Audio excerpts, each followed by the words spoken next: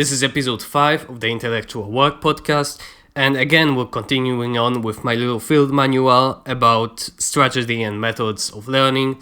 We've gone through almost all of the strategy, except for one point, and then we're moving on to methods.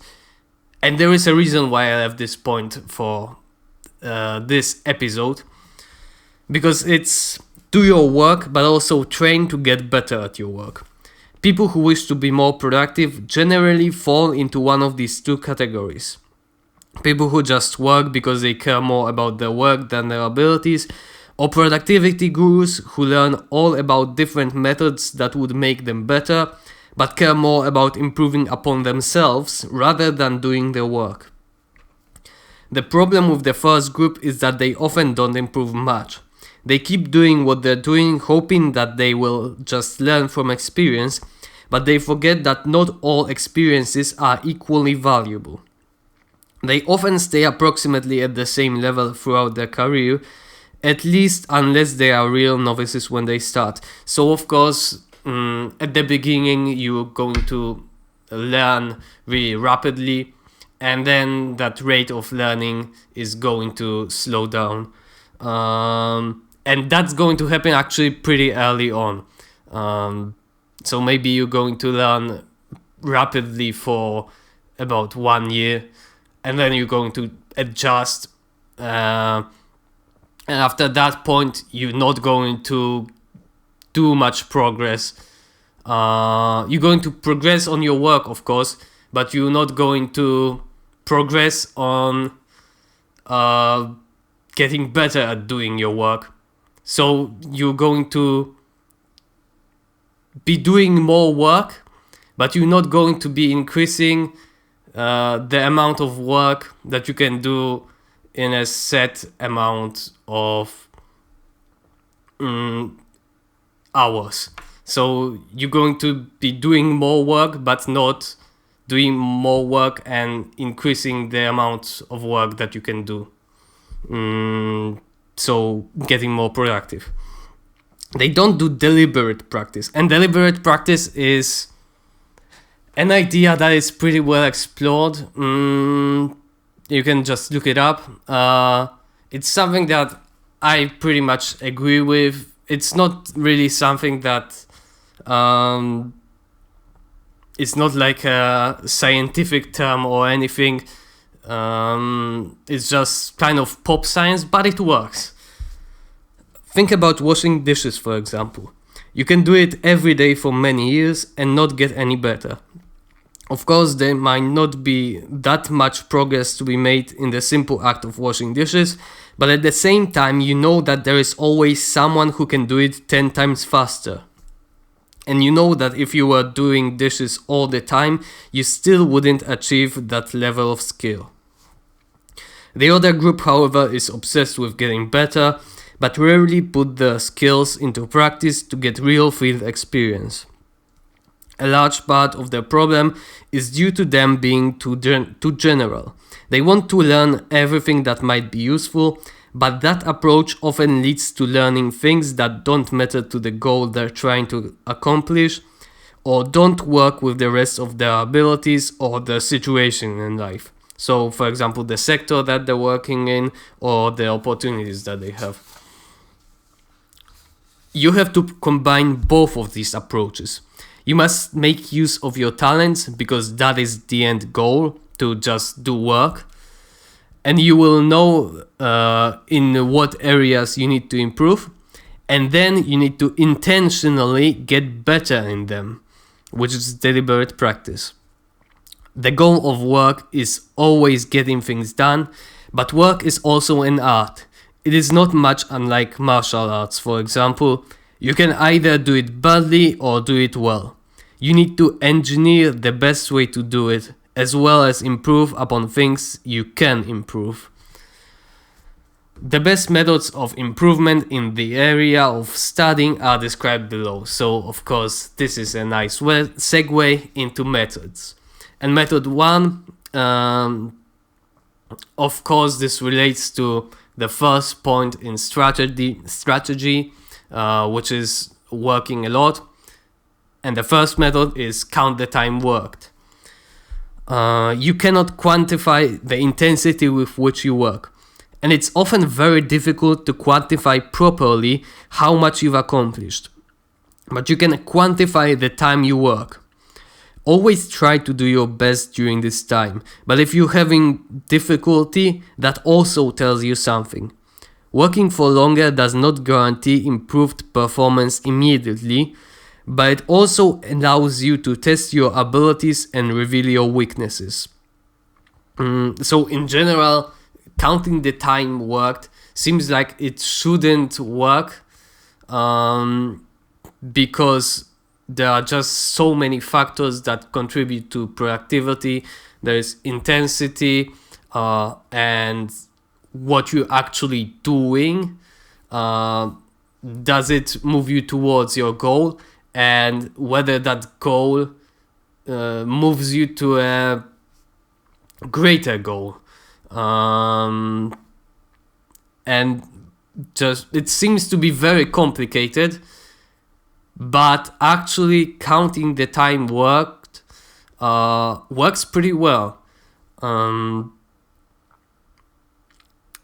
my experience, at least, you of course want to do your best during this time worked. So just counting that time gives you a sort of baseline. So if you just keep doing a certain amount of hours a day or in a week, you're going to be fine. And then you can add on top of that extra hours. So you may choose a project that you just do after your regular work. It's just extra work. So you have this baseline, but you also do extra. Whereas if you don't have that baseline of time worked, then you can go even weeks with doing just barely anything. So in my opinion, it keeps at least discipline on some level, and that is useful, because if you snowball back into doing like 1 hour of work a day,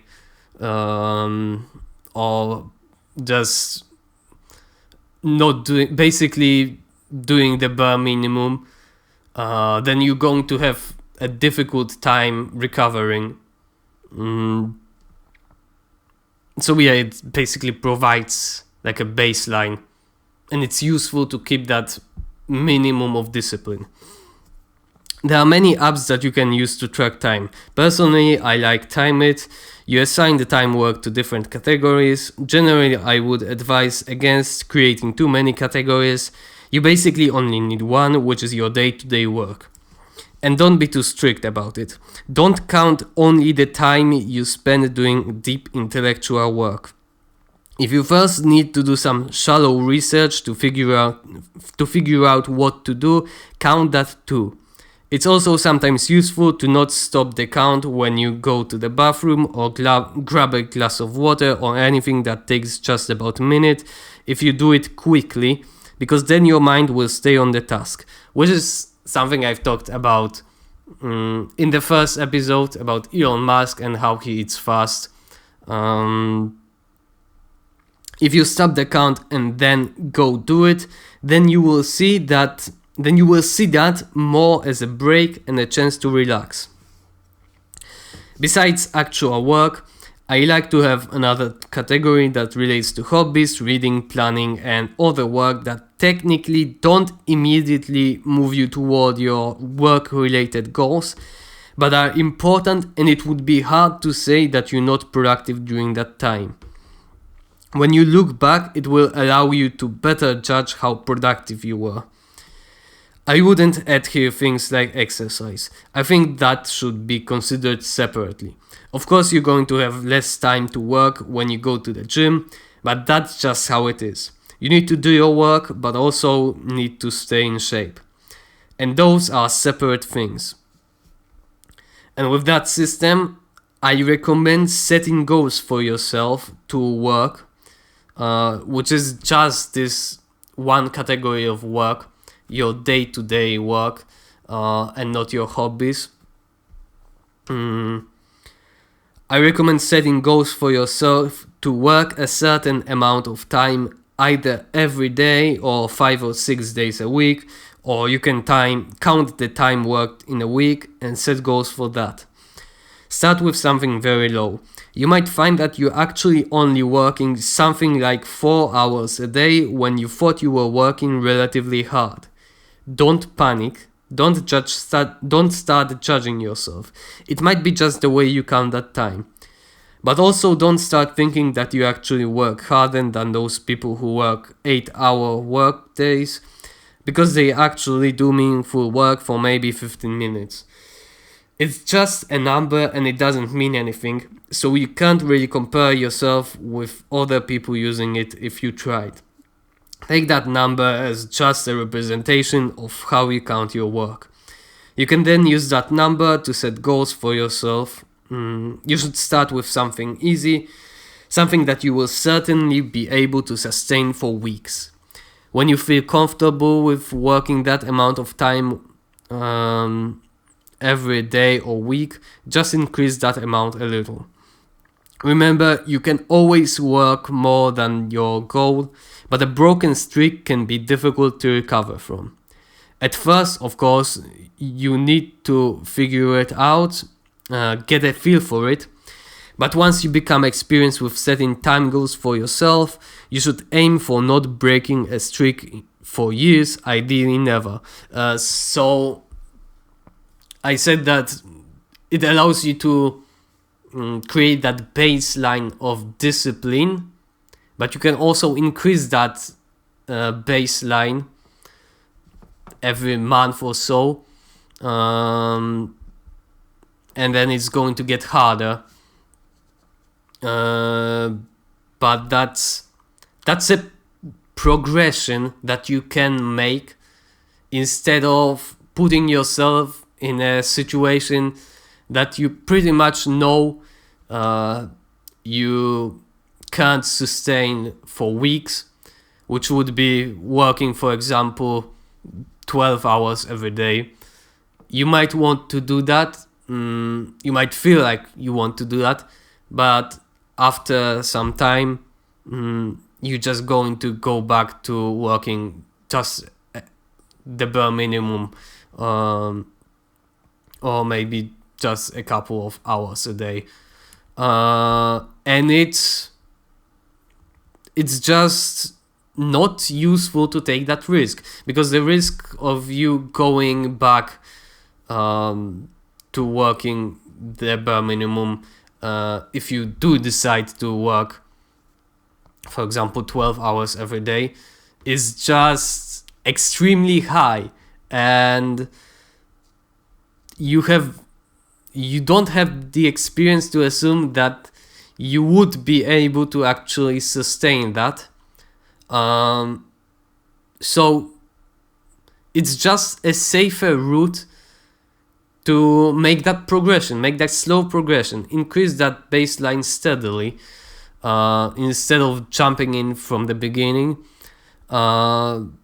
It's just jumping in. It's basically just for losers. You basically guaranteed to lose. There is really no reason to do that, and it's just a safe bet to increase that baseline steadily, make a progression, and work towards that 12 hours a day. Point number 2 is learn intensity, then prolong the time. You can't limit yourself to trying to work longer. If you do that, you're most likely going to find that your mind is going to wander for most of that time. In other words, you're not working longer, you're just sitting there trying to work longer.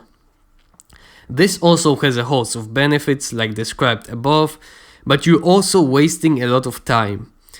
Besides working longer, you need to learn how to work intensely and try to increase that time. Set aside about 3 sessions of 20 minutes with 5 to 10 minute breaks between sessions in the morning. Or if you feel better, if you think you can do more focused work better in the evening, then that's fine. You can do that in the evening, but it's a safer bet to do that in the morning. If you want, you can experiment with doing that in the evening, but for most people it's probably going to be the morning, the optimal time to do it. Set aside about 3 sessions of 20 minutes in the morning for working as deeply as possible. This means, and also, no episode can go without mentioning Cal Newport's deep work. This is, of course, an idea that I've stolen from that book. So that book is mostly, in large part at least, based on that idea of doing deep intellectual work, intense work for a set amount of time, and just that work is the most valuable work that you can do. And of course you can go longer, but your productivity is going to drop, and that time that you do this deep intellectual work, deep intense work, is going to be the most productive, and that's basically the only thing that matters. This means, among others, that as soon as your mind starts to wander, you bring it back to the task. The rest of the day you're going to work with normal intensity, but don't try too hard to work for longer. Just set a reasonable time. 5 hours including the deep work is enough. In the previous point I mentioned 4 hours, so something between 4 and 6 is okay. Set a reasonable time for your work, with the inclusion of that deep work. As you get better with deep work, you can add more time to the sessions, but it is reasonable to assume that you cannot stay deeply focused for more than 45 minutes per session unless you've practiced this for many years and are comfortable with your intensity. Also, no deep work can be done below 20 minutes. You can add time non-uniformly. For example, you're doing first a session of 45 minutes, then a session of 35 minutes, and then a session of 25 minutes. During your non-deep work, always be on the lookout for things that would greatly benefit from working on them deeply, and then use them for deep work. Examples of this are reading difficult material, writing a difficult part of a paper, or figuring out a solution to a difficult problem, for example, in programming or math. Doing deep work is not just an exercise, like something that I'm going to mention later, which is card memorization, also from Cal Newport's deep work. Which is just an exercise for focus. Deep work isn't that. The idea of deep work is doing deep work and getting things done. But it also trains your mind, and you can get better at it. And it's useful to get better at deep work, not just for the sake of doing deep work. It helps also in your non-deep work. You can just focus better. It also obviously allows you to do work that requires depth.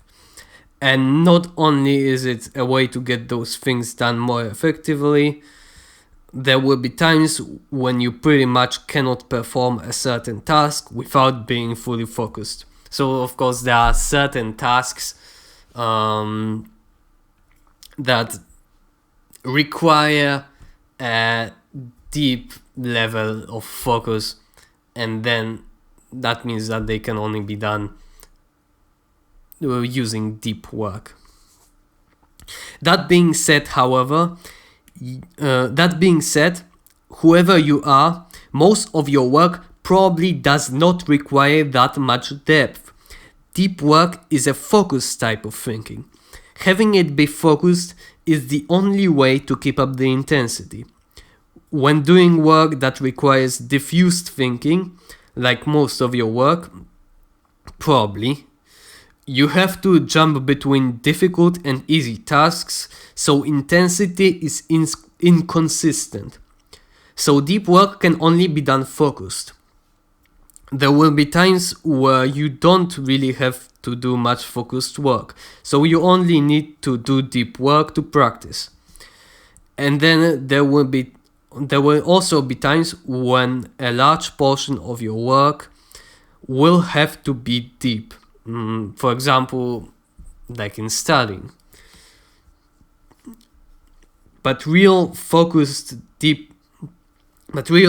focused deep work can only be done for about 3 hours a day. And you also cannot neglect the absolutely important chores, shallow and medium depth work, and the diffused thinking that is required to find solutions to problems you've been working on in focused mode.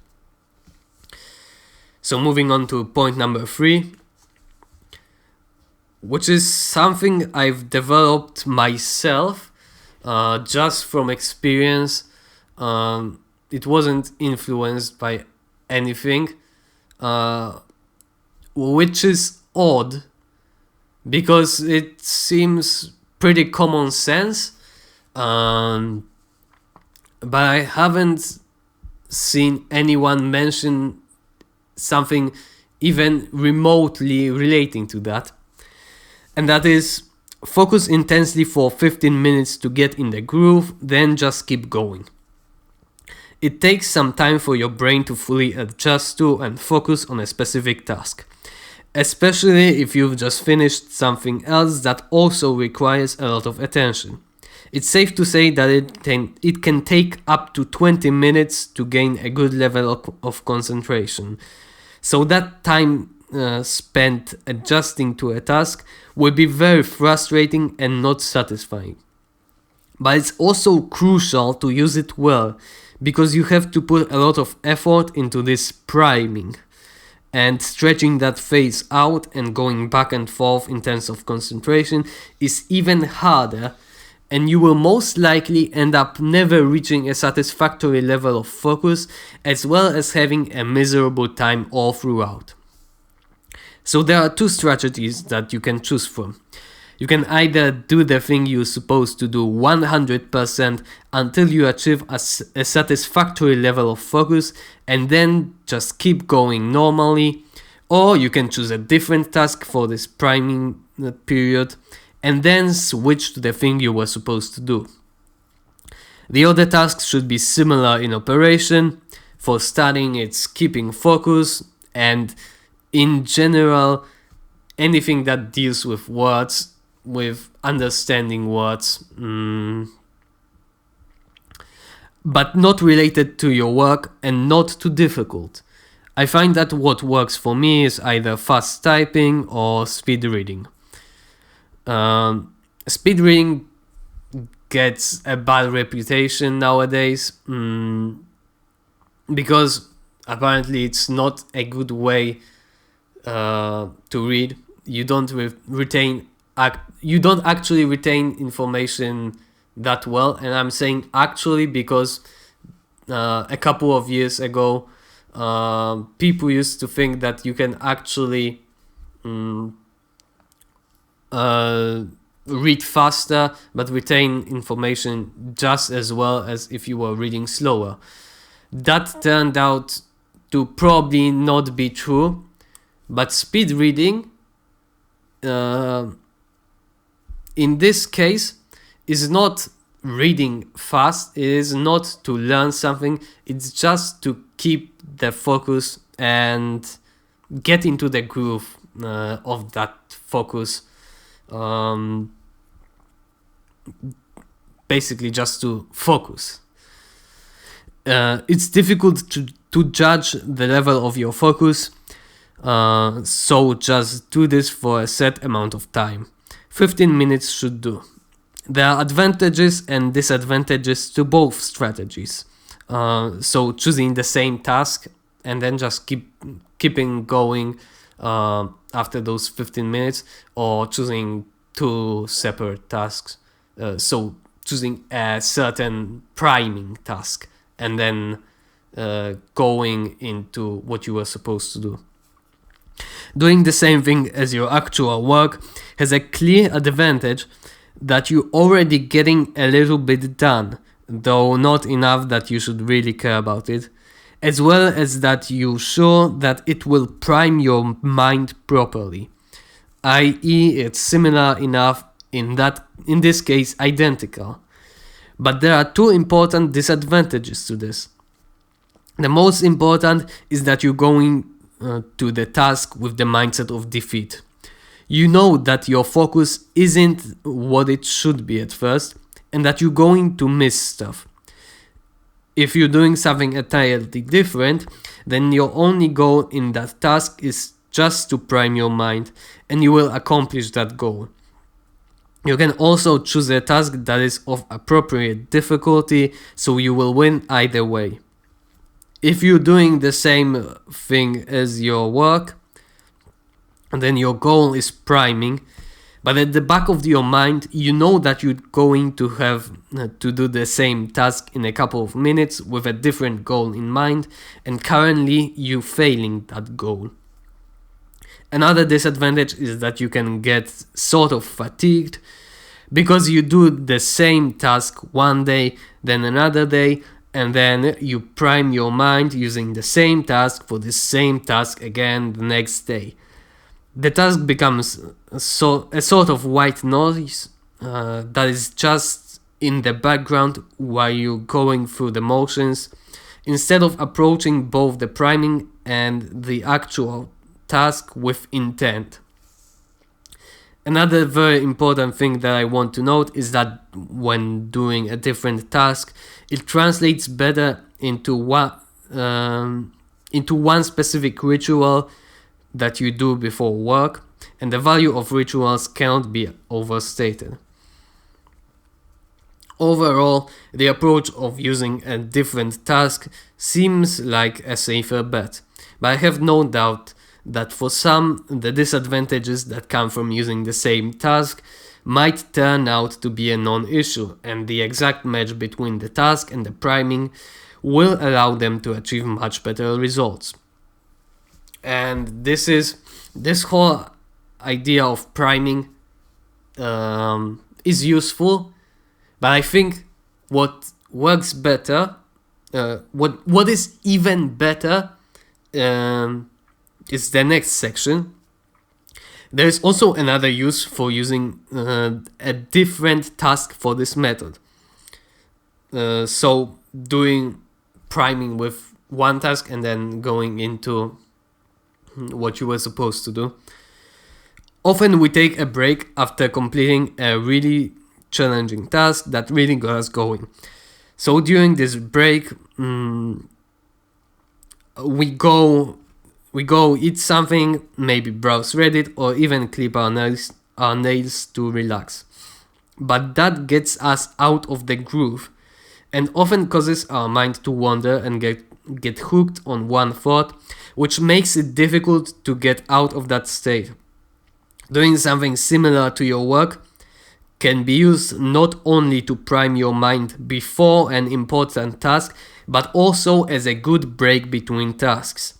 It will be different enough that your mind will be able to recover, but you will still still keep it going. Sometimes it's better to take a real break, but there is no doubt that keeping it going between tasks has its uses. And this is, in my opinion, a revelation, because I had a lot of difficulty with those deep work periods, when, for example, I would do 20 minutes and then a 5-minute break, and then another 20-minute period, and that second period would always be much worse. I would be working much less intensely, and my mind would wander constantly, as compared to this first session. So what I found worked actually better than those 2 sessions was just keeping going on the same task, just stretching that deep work period to like 2 hours, and then I would get into the groove and then do my deep work and then just keep it going, and my performance would steadily drop, but it wouldn't be as bad as if I took a break. I would still be focused on that task, just my performance would drop. So I found that it seems like it shouldn't work, because of course you're working for 2 hours and your performance is going to drop. But it works actually better than taking this break, which is absolutely distractive to that second session. And what I found also is that in this break, the best things that you can do are, for example, browsing Reddit, and just the stupidest websites that you absolutely hate, and just doing very unimportant things, because then you can come back and you don't want to do those things that you do during the break, so you just come back kind of happy even to be back doing your work. And those tasks during that break don't require a lot of focus, whereas if you were browsing a website that you like, something that you're interested in, or even taking a break to have a nice cup of tea, then your mind is going to get hooked on that break, on what you're doing in that break. So for example, on that website, or if you're having a cup of tea, then on your thoughts, because it's comfy and nice, and then you have to go back to your work and deep work. So that's a problem. And I found that this is the solution to that problem. So you do take breaks, but those breaks still allow you to keep your mind going, and just always be ready for that next session. I found that something like the fast typing is great for that, and it allows you to just go back almost immediately to that deep work. And I just think it works very nicely. So we've had working intensely. Now we have working for prolonged periods of time. This isn't usually the and this is actually something that relates to those 2 hour periods, kind of, But what I'm talking about in this point is even more hours. So maybe even an entire day, or maybe even 2. Work for prolonged periods of time. This isn't usually the optimal way to work, not to mention learn, I admit that. But sometimes we get stuck with a problem and we leave it and come back no better than before. Or we have to solve it before a near deadline. In that second case, why it takes less time of work to leave that project for a couple of hours and do something to take your mind off of it and make it work on that problem in diffuse mode. It takes more time total. Either way, it's an essential skill to have, especially in a workplace where you might get stuck on a problem and then still have a lot of time to work on it and just wait for the day to end, only to come back the next day to the same problem with no progress made. This isn't just your boss's tyranny. If the problem is difficult enough, you're going to have to push yourself to the limit and then just keep pushing. It will feel like you're making no progress, but you will eventually come to some solution. You will often find that it was a simple problem that you've spent way too much time on. But what alternative did you have? You didn't know back then. You couldn't bet that a solution would just come up randomly. So even though it turned out to be a very easy problem, you still had to do work to figure out that what problem that is exactly. The protocol is simple. Pick a day. Once every 2 weeks is fine at first. It doesn't actually have to be once every 2 weeks. You don't have to do it regularly. Just there are sometimes periods in your life when you have to do a lot of work, get a lot of things done, and that's the time to use this method. Just set aside a day when you choose just one project you're working on and work on it for almost the entire day. Say 8 hours and do nothing else. You can of course take a couple of minutes to go to the toilet or eat, but try to take as little time as possible. So what I like to do is this is basically what I described here. You taking that day and you trying to that day is basically say 24 hours, but you're going to have to get some sleep also. And during those 24 hours you try to get 8 hours of work done. And that means strictly work and deep work, pretty intense, not something like described in point 2, which is just those 20-minute sessions of the most intense deep work that you can do, but you trying to make that as intense and as focused as possible. So in those 24 hours you're going to just do at least 8 hours of work.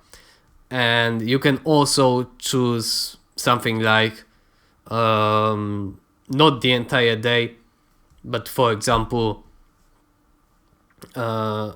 you can choose 8 hours in which you have to get done 6 hours of work. But I wouldn't. That is sort of. You can also do that with, for example, 2 hour periods. In 2 hours, you can do an hour and a half of worth of work, but that isn't exactly training to work for prolonged periods of time. It's just a strategy that you can use. It's a style of work. It's a tool to kind of judge your performance during that time, but it isn't exactly this method. This method is designed to train you to be able to work for very long periods of time. So that task could be a student project of some sort, or a thesis or homework, but it could also be just understanding a certain topic or writing a program. You shouldn't set clear goals. The project should have no end or should be impossible to do, and it should be impossible to do it in this given amount of time. Just work for the set amount of hours. That actually, it doesn't have to have no end. But of course, when you set those 8 hours that you need to do, well, in a way, it kind of does have to be. You do need a task that you cannot finish in this time that you set for yourself, because this is the point of training. You're not doing this just to get those things done. You're training to work intensely for a very long period of time. So, of course, to train that, you need to work intensely for a long period of time. And if you finish what you were supposed to do in 8 hours, if you finish that in, say, 4 hours, then that doesn't constitute training to get better at working for prolonged periods of time. You just got that thing done, which is also a good thing. But you've wasted kind of the opportunity to work for a prolonged period of time. You should, however, have a clear idea of what to work on. Once you get more familiar with this method, you can start doing 2-day marathons or even longer. This does include sleeping, but you might actually not want to take a shower, brush your teeth, or anything that isn't absolutely necessary. You're going to be miserable. Deal with it. It's just a couple of days and no one will see you.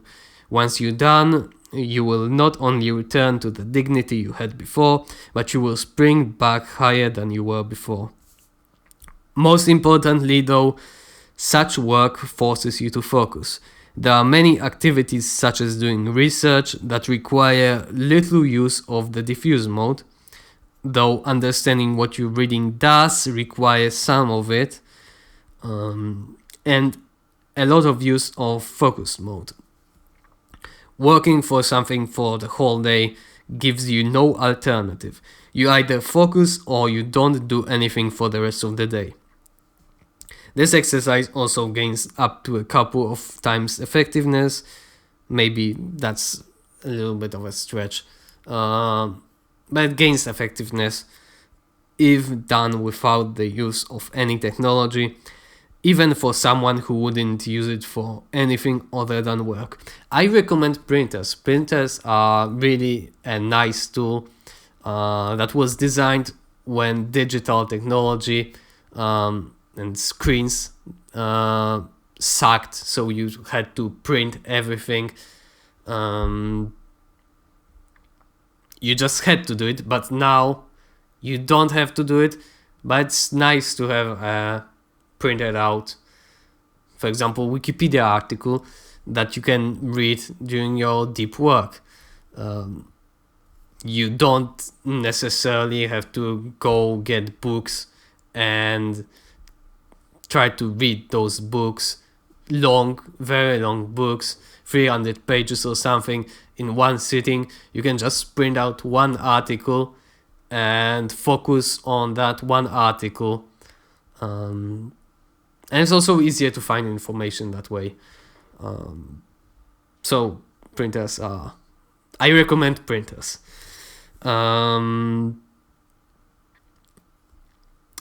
So yeah, without the use of technology, you might think that you just going to be working on one thing the entire day, and you might actually, but your mind still will kind of want to do something else if you're on your computer, and you might not even have access to the internet. Just this one document, but it still feels a little different than, for example, if you went to just one isolated room with basically nothing in it, only with just a couple of pages or maybe a book that you read, just one book, a couple of sheets of paper and a pen. It's going to be different. And also not using technology helps with deep work too. It allows you to focus better. So that was episode 5. We've gone through 4 rules, 4 methods. We still have more. Not exactly sure how many episodes it will be, but probably 2 or 3. So until next time, and thank you for listening.